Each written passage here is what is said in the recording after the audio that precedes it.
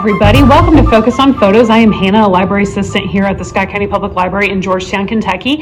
And this month I want to talk to you about fun photography projects and editing tips and tricks. These are just a fun little thing that you can do by yourself, or you can do them with the kiddos over winter break. But there's a couple different ones in here. Some of them are a lot easier than others. Some of them are a little bit more involved.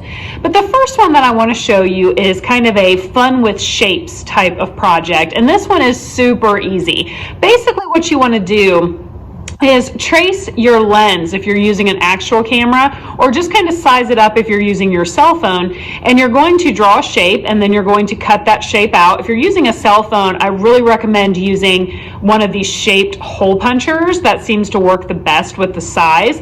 And if you're using your regular camera lens, just make sure that it is within the size of the actual lens. The first time I did this, my shape was a little bit too big and you couldn't see what it was.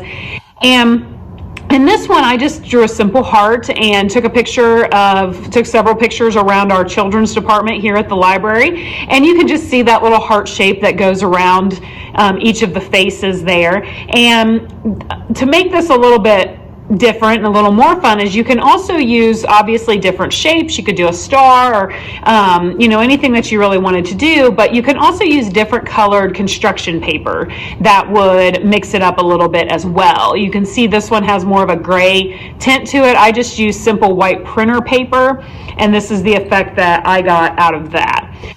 Using darker paper would even give you more of a dramatic coloring. Now, the next one I want to talk about is if you don't have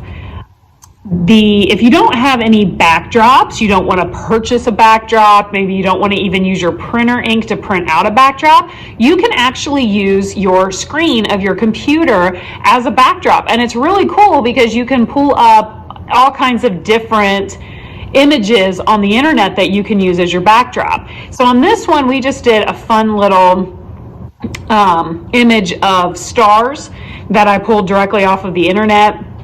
And then my friend had a action figure of the alien from Alien, and so we put him back into his home turf in outer space, and we did a picture of him with this fun backdrop of just the computer screen. This works really well if you have a laptop. You can just set the item that you're taking the photo of directly onto your keyboard. It helps if maybe you put something under it, a cloth or something of that nature. Another really cool thing that you can do is put a mirror on there, and then you can put your items on the mirror, and you can get all kinds of different reflections and backgrounds and really mix that up quite a bit.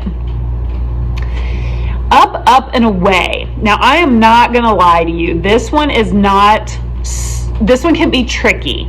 So I have not done this one before, but I was like, oh, this is going to be super easy. I'm going to go ahead and give this one a shot. And I'll tell you, I screwed it up the first time. So we went out and we really had one opportunity to get this photo taken, and I shot straight on and I didn't get low enough. So here's what I'll tell you if you're going to do this one. It's super cute, it's super fun. You need to be lower so that the person's feet are above the ground. And I know that sounds obvious, but it tricked me. So you'll need to start out with a willing participant. Thank you, Stephanie. You're going to need balloons, helium, and you're going to need a step stool. And basically, you just have that person hold those balloons. They go up on the top step of the step stool. They strike a little floaty pose. And like I said, you want to be low enough that the bottom of their feet still well above the actual ground, like the actual horizon line, so that it looks like they are floating.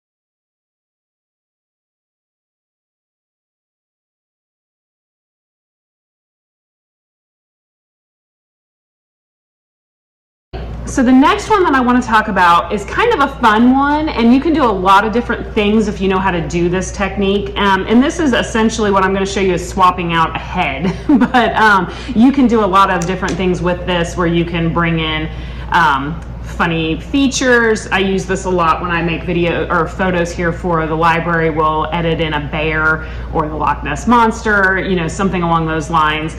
And in this situation, I'm going to show you how I took an old photograph and I put my dog's head on a human body.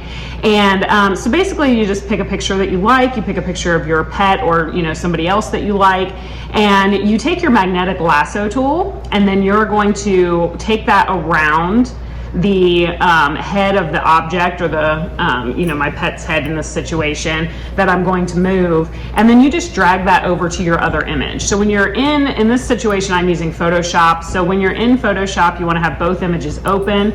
You do your magnetic lasso tool around the head, and then you just drag that right over to the other photo. And then at that point, you just want to try to size it up correctly. An easier way to do that is to reduce your opacity on the head image so that you can see behind it, and then you can kind of see where you're lining it up at. You may have to use a little bit of the eraser tool to make it fit. You want to make sure that you get your sizing correct, so you'll use your transform tool. So while I said before that some of these are really easy, some of them are also a little more in depth. This one is a little bit more in depth. So you just kind of make that fit in there. And then one of the other things that I like to do to make it just look a little bit more realistic is to, however realistic a dog's head is on a human body, I like to either turn it black and white or go with the sepia. It just tends to hide any lighting flaws or issues, discrepancies really between the two images, because it is very rare that they would have the same lighting situations.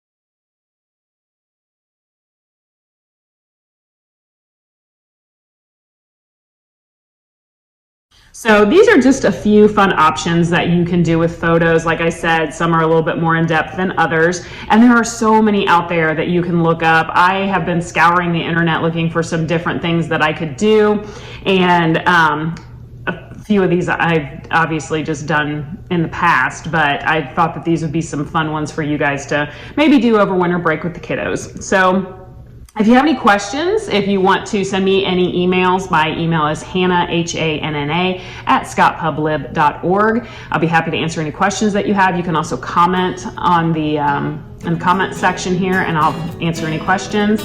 And you can see all of the other Focus on Photos videos that have been done in the past on our YouTube and our Facebook pages. So have a great day, and we'll see you in January.